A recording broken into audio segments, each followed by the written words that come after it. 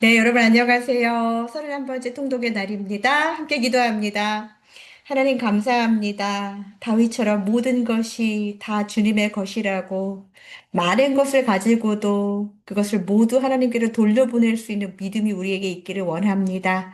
작은 것 붙잡고 아둥바둥하는 삶이 아니라 모든 것이 하나님께로부터 왔다는 것을 겸손하게 인정하며 넉넉하게 나누고 주를 위해 쓸 수 있는 그런 마음을 준비하는 통독의 시간 되게 도와주옵소서.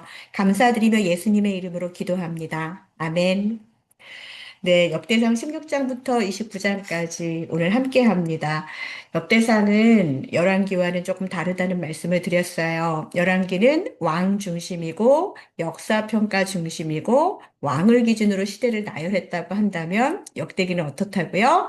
네, 세대와 시대를 중심으로 한 공동체의 기억이고 또 왕보다는 시대 그리고 계보와 무엇보다도 성전과 예배를 강조하고 있는 거 여러분들 그거 분명히 오늘 더 느끼셨을 거예요. 포로기 이후의 공동체를 위한 예배와 성전과 또 헌신과 또 신앙의 재건에 대해서 함께 여러분들이 읽으셨습니다. 역대기의 관점이 포로기 이후에 공동체를 재건할 때 이 역대상에서 16장, 29장이 한마디로 말한다면 사무엘 상하, 열왕기 상하처럼 무슨 일이 일어났느냐 하는 어떤 역사에 대한 기록, 그것보다 포로기 이후의 공동체가 우리는 무엇으로 다시 서야 하나를 보여주기 위해서 다윗 이야기를 예배, 그리고 성전, 레위, 그리고 헌신 중심으로 재편집한 것입니다. 이것이 여러분들이 지금까지 똑같은 내용이 반복된 것 같지만 그런 니드를 가지고 이것을 동기를 가지고 쓰여졌다는 것을 알아주셨으면 좋겠습니다. 그래서 그 역대기적 편집 효과라는 그런 이야기가 있어요. 먼저 우리가 지난 시간에 이게 뭐냐면은 네, 이세의 나무에서 이세의 가지에서 나온 다윗 왕조에 대한 이 그림이거든요. 네, 중세시대 그림이라고 하는데요. 또 한 가지는 네, 언약궤 들어오는 거, 다윗이 춤추는 거. 이게 이제 사실은 역대상의 가장 전반부의 큰 흐름이라고 말씀을 드렸습니다. 그러면서 여러분들이 16장부터 20장, 29장까지 읽으면서 어떤 역대기적 편집 효과가 있었느냐? 어, 처음에는 이 말씀의 중심축이 역대기라고 해서 왕의 역사라고 생각하는 게 아니라 왕에서 예배로 이동한 것을 여러분들이 보셨을 것입니다. 16장에서 언약궤가 예루살렘으로 들어오고 그러고 나서 막 찬양하잖아요. 감사하고 섬김의 직무를 세우는 그런 장으로 16장이 묘사가 되고 있죠. 그러면서 23장에서 26장까지 분량을 크게 써서 레위인, 제사장 반열, 또 찬양대, 문지기, 곳간 관리 같이 요즘으로 말하면 예배 인프라를 구축하는 그런 조직이 세밀하게 구축되는 것을 볼 수 있으실 것입니다. 그래서 포로 이후 공동체에 왕이 없어도 살 수 있지만 예배 질서 무너지면 공동체는 결코 존재할 수 없다. 무너진다라는 관점이 반영된 것입니다. 그래서 우리가 지루하게 그걸 읽었지만 이런 관점에서 쓰여졌다는 것을 아시면 여러분들이 읽으시는데 조금 더 도움이 되지 않을까 싶습니다. 또한 다윗이라는 인물 자체가요, 정말 엄청난 용맹한 장수이기도 하고 또 정치적인 영웅이지만 여기에서는 어떤 게 더 강조가 됐느냐? 네, 예배 설계자. 예배를 어떻게 하면 잘 드릴 수 있고 성전을 어떻게 하면 사실은 다윗이 다 이거를 가지고서는 다 계획해 놓았던 것을 솔로몬이 실행한 거잖아요. 그래서 그런 부분들을 한번 보시면 좋겠습니다. 그래서 우리가 사무엘 상하를 이렇게 읽었을 때는 이 다윗의 어떤 개인사, 또 갈등, 죄, 뭐 가정 문제 이런 것들이 많이 나오지만 우리가 역대상 16장에서 29장까지 보면 다윗은 주로 예배를 제도화하고 또 성전에 대한 하나님의 비전을 받게 되고 또 성전 준비를 총지휘하고 직분 체계를 세우고 그리고 마지막으로 후대에게 마음으로 섬기라고 권면하는 그런 인물로 그려지지요. 본인이 그거를 보지도 못하고 짓지도 못하는데 그 일을 다 준비한 거예요. 그래서 이것은 어떤 왕 개인의 뭐 잘 되고 잘했고 뭘 어떻게 했고라는 그런 개인의 드라마가 아니라 공동체를 세우는 지도자로 재구성된다는 거 이거 기억하시기 바랍니다. 또 세 번째는 뭐냐면 네, 다윗의 언약이에요. 다윗 언약을 정말 우리가 생각할 때 우리가 역대상 우리 17장이 정말 신학적인 척추라고 봐야 됩니다. 다윗이 성전을 짓겠다고 할 때 하나님이 내가 너의 집을 세우겠다고 하시면서 왕조를 지속하시면서 영원히 하면서 하나님의 주권적 선택을 강조하시는 17장 14절의 말씀을 주목하셨으면 좋겠습니다. 그래서 정말 다윗의 언약을 하나님께서 계속 이루어가는 게 나중에 다윗 언약을 그냥 다윗의 집을 그냥 무너뜨리지 않으시고 그래도 계속 기회를 주시고 나중에 그게 네, 남왕국 유다를 통해서 계속 계승되면서 다시 회복하는데도 바벨론 포로로 돌아오고 회복하는데도 큰 힘이 됩니다. 하나님의 그 언약 이제 포로기 이후에 사람들에게 가장 필요한 게 뭐예요?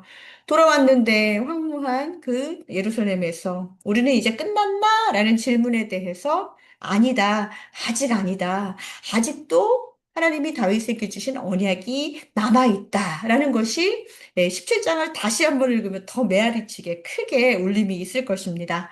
또한 성공, 교만, 회개, 재단이라는 그 네 가지의 그 단계가 그려지지요. 21장의 인구조사는 단순히 다윗의 실수담이 아니라 성전터의 신학적 기원을 만드는 거죠. 재앙이 그치는 지점이 어디예요? 오르난의 타작마당. 거기가 재단이 되는 거잖아요. 그쵸? 그러면서 그 이후에 그 자리를 중심으로 성전 준비가 본격화돼요. 너무 아름답죠. 막 좋은 터막 이렇게 막 그 풍수지리로 그렇게 하는 것이 아니라 다윗이 가장 힘이 있었을 때, 뭔가 잘 된다고 생각했을 때 막 너무 하나님께 잘못한다고 생각도 못하고 교만으로 네, 그 인구조사를 하면서 거기에서 회개하고 거기에서 제단을 쌓는다는 거. 그래서 우리는 포로기 이후의 관점이 굉장히 분명해집니다. 다윗에게도 그런 기회를 주셔서 그곳에 제단을 쌓게 하신 하나님 지금 또 황무했지만 우리의 실패가 끝이 아니라 회개가 중심이 될 때 예배의 자리가 만들어질 수 있다. 다시 세울 수 있다라는 그런 희망의 메시지를 주고 있죠. 네, 여러분들 이런 그 관점을 가지고 보시면 역대기가 되게 재밌을 거예요. 근데 저도 그렇게 쉽지는 않았어요. 모르는 그 지루한 그 인물의 나열들이 너무 많이 나와가지고 네, 이런 의미였다는 것을 알아두시면 좋겠습니다. 또한 뭘까요? 다른 것보다도 굉장히 공동체의 운영에 대해서 많이 강조를 한 것을 보셨을 거예요. 그래서 누가 예배를 담당하고 했을 때 레위 지파 제사장들의 이야기. 누가 문을 지키느냐? 좀 아무나 지키면 안 되냐? 아니에요. 그래서 예배 담당, 교회 요즘에도 뭐, 다음 기도는 누가 하고, 뭐, 헌금은 누가 하고, 이런 거 있잖아요. 누가 성물과 재정을 관리하고 하는 예배, 그 성전의 곳간에 대한 이야기, 그리고 누가 행정과 군사 시스템을 운영하는지 27장까지 보면은 한 사람 한 사람에게 운영에 대해서 공동체를 위해서는 이렇게 한 사람 한 사람이 중요하다. 제가 어저께 이름의 신학이라고 말씀드렸잖아요. 우리들에게는 그게 그냥 2배속으로 빨리 들어야 되는 명단이 너무 긴 지루한 장처럼 보이지만 포로기 이후에게에서 돌아온 사람들에게 현실에서는 이게 핵심인 거예요. 그러니까 이런 다윗의 언약을 기억하면서 이제 일어나서 너 이거 해, 너 문 지켜, 너 국간 정리해, 너 재정해 이렇게 하면서 영적 회복이 하나님하고 울고 그냥 끝나는 것이 아니라 구조적으로 책임을 지고 지속성을 가지고 그 일들이 이루어져야 한다는 것이죠. 자, 여기서 우리가 시사하는 바가 크죠? 우리도 은혜를 감정으로 받는 것이 아닙니다. 은혜를 받았으면 그것을 이제 정말 영적 회복이 이렇게 삶으로 가고 또 교회 공동체와 우리가 있는 공동체를 책임지면서 지속적으로 이어져야 한다는 거. 네, 이거 굉장히 중요합니다. 혹시 교회의 여러 가지 일들 가운데서 기도하고 계신 분들이 있다면은 역대기를 잘 읽으시면 좋겠습니다. 그리고 네, 맨 마지막에 보면은요. 그런 이야기. 다윗의 마지막 권력의 그 어떤 승계, 이런 것보다도, 자원하고 헌신하는 그런 내용들이 마지막에 나오지요. 역시 역대기의 피날레는, 그냥 정치적으로 다윗은 이러이러했다더라가 아니라, 백성이 자원하여서 드리는 이야기가 나옵니다. 그리고 다윗도 기도합니다. 모든 것이 주께로부터 왔사오니 나의 받은 것을 도로 돌려드립니다. 하면서 29장 14절에 그런 기도를 하지요. 그래서 포로기 이후에 공동체의 가장 현실적인 신앙이 뭐예요? 우리가 무엇을 소유하느냐? 아무것도 없는데 뭔가를 이렇게 소유하려고 하는 건데 그게 중요한 게 아니라 우리가 없는 와중에도 우리가 하나님께 무엇을 드릴 수 있을까? 하나님이 물질을 원하시는 게 아니잖아요. 예배와 그 마음과 헌신을 말씀하시는 건데요. 그것에 대해서 쪼갤 수 있느냐, 마음을 나눌 수 있느냐, 정성을 나눌 수 있느냐, 그리고 그것을 자원 스스로 선택할 수 있느냐입니다. 그래서 역대기의 관점을 가지고서는 오늘 이 본문을 바라보면 다윗 왕국의 역사라기보다는요, 포로기 이후의 공동체의 이 재건 교과서와 같은 그런 느낌이 드실 것입니다.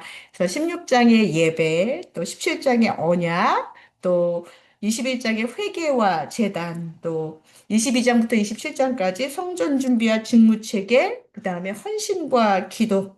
네, 그것에 대해서 이렇게 쭉 생각해 보시면서 다윗의 전성기가 어떤 것이냐? 예배 회복의 시간을 다윗의 전성기를 통해서 지금 포로기 이후의 사람들에게 이야기하고 있다는 것을 알게 되면 좋겠습니다. 그래서 조금 더 우리가 그 내용적으로 한번 바라보면은 네, 16장 보세요. 언약궤한 치유에 네, 예배와 찬양이 정비되었습니다. 언약궤를 모시고 다윗이 감사 찬양을 선포하고 레위인들이 세워 예배 체제를 레위인들을 세워서 예배 체제를 갖추고 있지요. 네. 근데 여러분들이 여기서 보실 때 언약궤를 모시고 다윗이 진짜 너무 지금 감사하고 감정이 업됐습니다. 자, 예루살렘에 언약궤가 왔을 때 다윗이 기뻐했는데 감정적으로만 기뻐하지 않았어요. 이것은 일회적인 축제가 아닙니다. 여호와 앞에서 섬기게 하여 이스라엘 하나님 여호와를 기념하며 감사하며 찬송하게 했다는 말이 16장 4절에 나오는데요. 자, 섬기게 하여. 자, 감사의 그 반응은 섬기게 하여. 그래서 레위인들을 통해서 세워가지고 예배 체제를 갖추며 예배를 직무화 또 사명으로 제도화하는 일을 하게 됩니다. 그래서 16장이 역대기에서 정말 중요한 일을 하고 있습니다. 혹시 16장을 그냥 넘겨서 읽으신 분들은 16장에 있는 이 예배, 네, 감정이 아니라 훈련된 그 체제, 시스템을 갖추고 있다.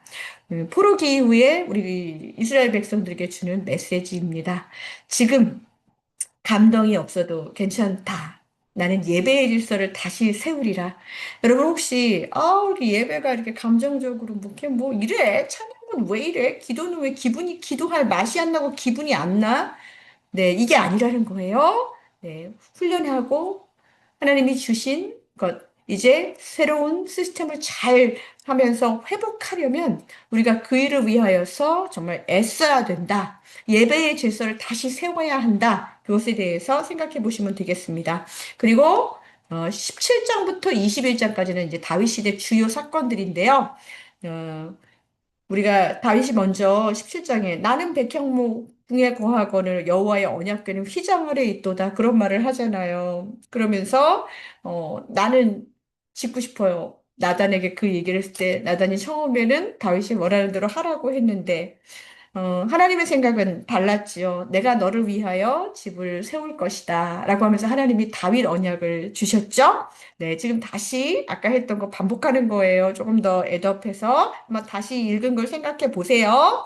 자, 하나님이 다윗에게 하나님을 위해서 집을 짓는 것이 아니라 하나님이 다윗의 그 열조, 다윗 왕조의 그 집을 세우시는 거. 아까 지금 이세의 추위 보셨죠? 그런 것처럼 그냥 다윗 궁궐을 세우신다는 것이 아니라 다윗을 통해서 이스라엘 역사를 써가시는 것, 다윗의 후손을 통해서 그 다윗의 집이라는 것이 바로 그것입니다. 그래서 그의 나라가 영원히 견고하리라라는 이 역대기에서 굉장히 중요한 선택을 하게 되지요. 다윗의 죄는 말하지 않고 다윗의 은혜만을 굉장히 확대해서 말하는 이 역대기적 관점, 네, 계속 말씀드립니다. 그래서 하나님이 약속을 포기하지 않으신다라는 그것을 붙잡고 포로들, 다녀온 사람들 일어나라라는 그런 말이겠죠. 자, 그리고 18장에서 20장까지는 네, 전쟁과 승리라고 했는데요. 이 전쟁 이야기의 의도가 있어요. 자, 다윗은 전쟁의 승리를 요약합니다. 어떤 거죠? 다윗이 가는 곳마다 여호와께서 이기게 하셨다. 이거 굉장히 반복되는 그 문장의 핵심 문장입니다.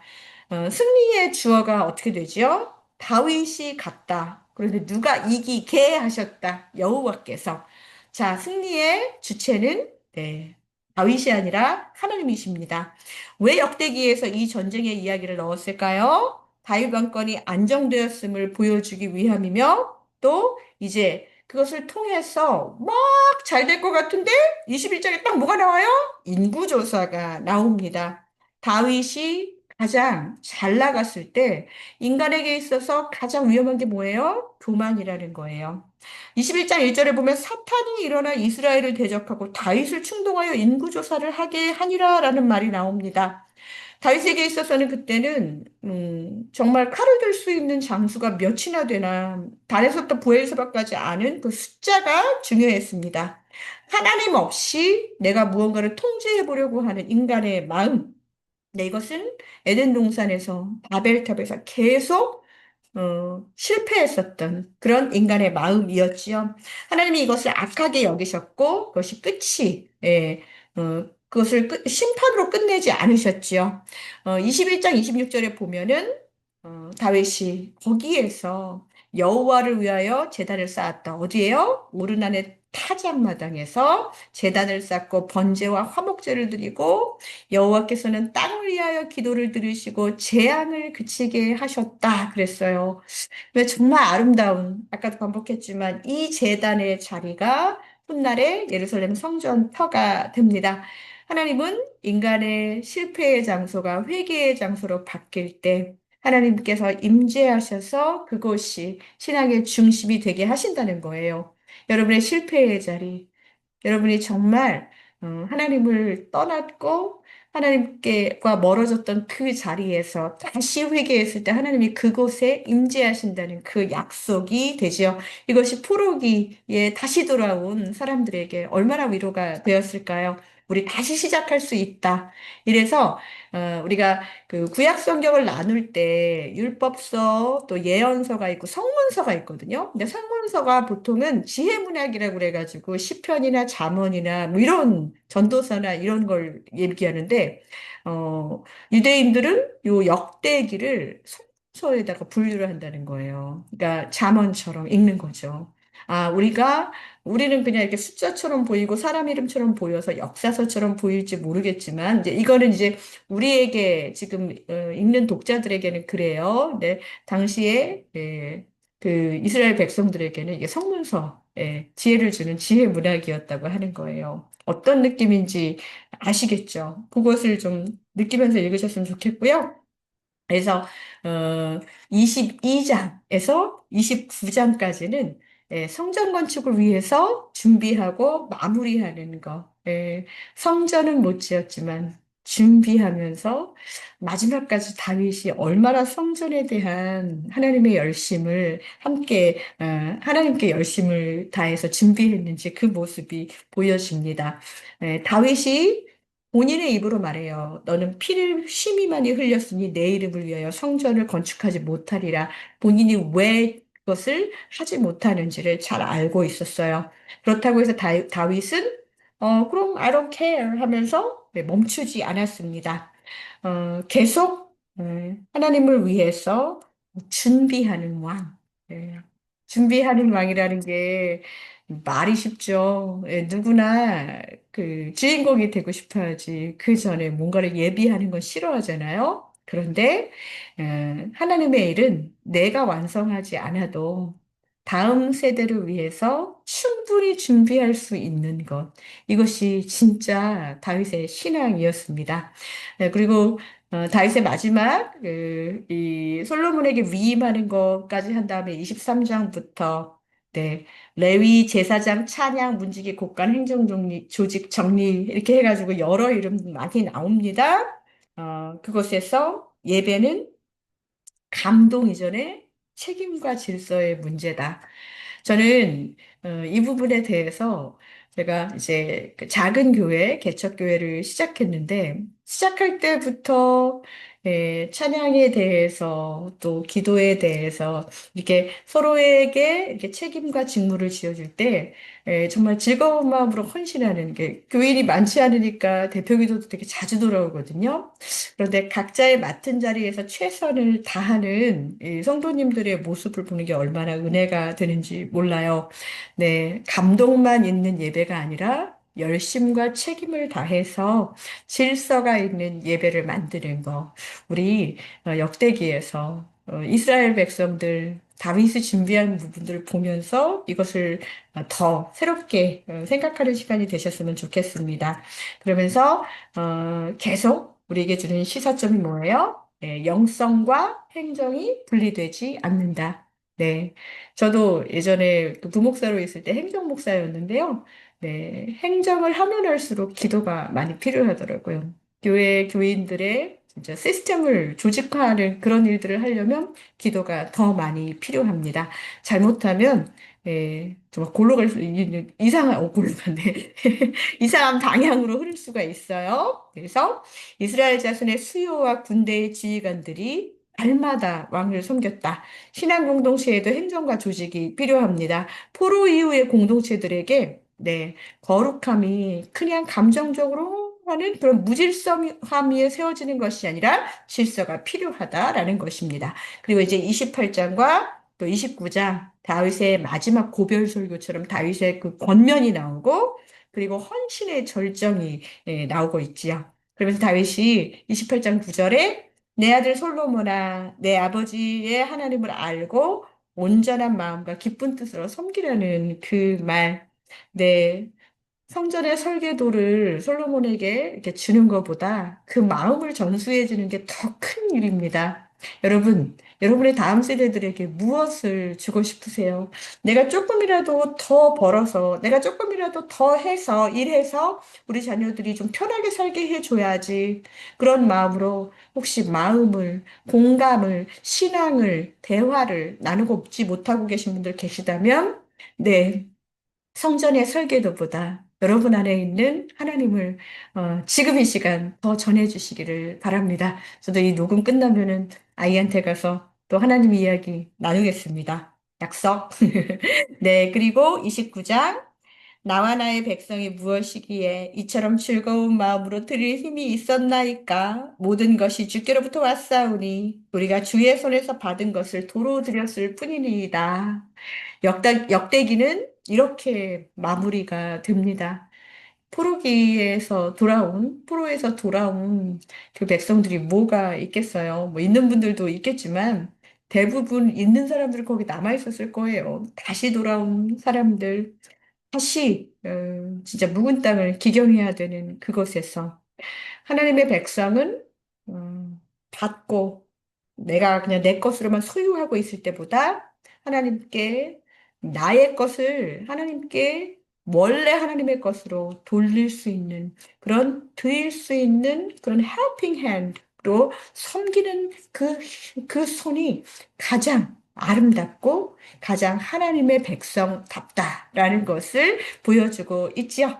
그래서 왕이 없어도 나라가 없어도 예배와 헌신을 중심으로 공동체는 다시 설 수 있다. 하나님이 우리에게 역대기를 통해서 이스라엘 백성들에게 먼저 말씀해 주셨고, 오늘 우리에게도 말씀해 주고 계십니다. 무엇을 찾고 계십니까? 나를 위한 무언가를 찾고 계신 분들에게 역대기의 귀한 지혜가 예배와 헌신을 중심으로 공동체가 다시 설 수 있도록 내가 하나님께 약속드리는 시간이 되시기를 간절히 축복합니다. 네, 여러분, 감사합니다.